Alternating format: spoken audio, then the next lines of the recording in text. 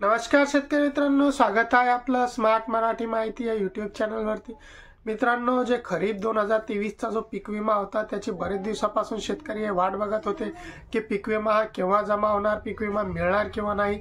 तर शेतकऱ्यांसाठी एक अतिशय दिलासादायक आणि चांगली बातमी आहे की जो खरीपचा पीक विमा होता तो पीक विमा हा जमा व्हायला सुरुवात झालेली आहे। कारण मागच्याच जे आहे महिन्यामध्ये सांगण्यात आलेला होता की जी 29 फेब्रुवारीची शेवटची तारीख होती। सर्व पीक अहवाल जे आहे ते शासनाकडे जमा करण्याची, तर सर्व मंडळाने जे आहे ते जे पीक कापणी अहवाल असेल, अंतिम पैसेवारी अहवाल असेल, हे जे आहे ते सर्व अहवाल हे शासनाकडे जमा केलेले आहे।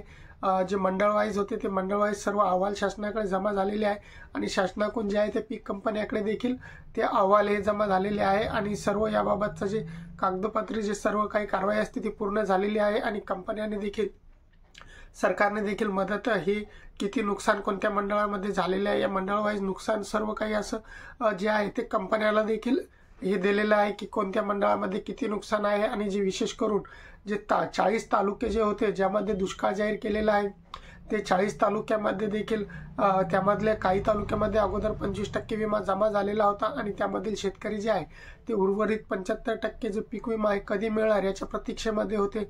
तर त्याबाबतचाच काही दिवसा अगोदरच जे आहे ते एक अपडेट आलं होतं की मार्चच्या पहिल्या आठवड्यामध्ये जे आहे ते पीक विमा हा मिळू शकतो किंवा पीक विमा मिळायला सुरुवात होऊ शकते। तर त्याप्रमाणे जे आहे तर कालपासून जे आहे तर काही जिल्ह्यामध्ये जे जसं अमरावती असेल, अकोला, छत्रपती संभाजीनगर, जालना, त्यानंतर बीड या जिल्ह्यामध्ये जे आहे, बुलढाणा या जिल्ह्यातील काही शेतकऱ्यांच्या खात्यामध्ये जे आहे ते कालपासून जे उर्वरित जे 75% पीक विमा, ज्यांना पहिले 25% पीक विमा मिळाला होता, आता सरसगट 75% पीक विमा हे मिळायला सुरुवात झालेली आहे। काही शेतकऱ्यांच्या खात्यामध्ये काल रात्रीपासून रक्कम जमा व्हायला सुरुवात झालेली आहे। तर अजूनही उर्वरित जे आहे शेतकरी त्या टप्प्याटप्प्यामध्ये जे आहे ते रक्कम ही जमा होणारच आहे।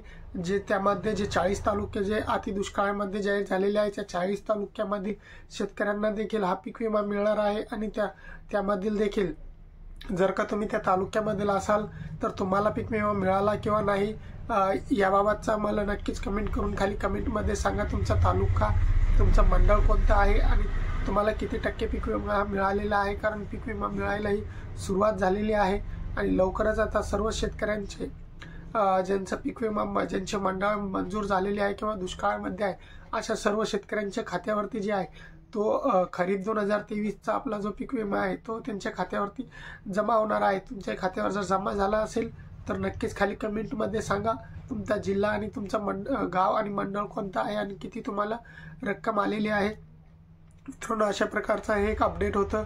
अजूनही याबाबतचं काही अपडेट आलं तर आपल्याला नक्कीच कळवणार। चॅनलवरती जर नवीन असाल तर चॅनलला सबस्क्राईब करून ठेवा, व्हिडिओला लाईक करा आणि शेअर करा। जय हिंद, जय महाराष्ट्र।